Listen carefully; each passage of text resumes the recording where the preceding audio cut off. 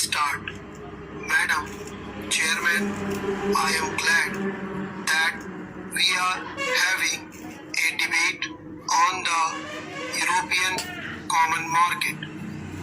I wish that it had taken place earlier. Had Parliament been in session when the Minister of Aviation of the UK visited Delhi, it would have had an opportunity for arming government with its views, thus helping it in formulating the statement, but at any rate indicating to the world at large that Parliament is fully behind the Finance Minister in the statement that he has made. The statement that has been made by the Finance Minister is admirable both in content and in tone. The problems that face us as a result of the emergence of the common market of Europe cannot be bypassed.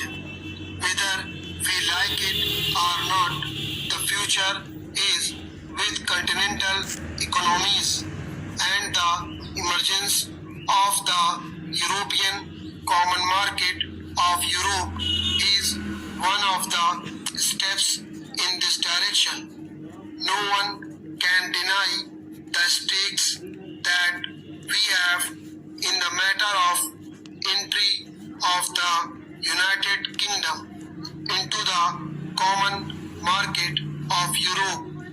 I have done some research into the actual position of our trade, and I think it would perhaps help the House to estimate the magnitude of the problem that is facing us.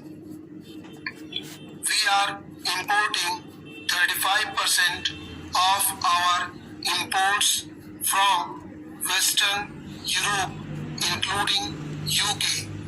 We are exporting about 40% of our goods to this area.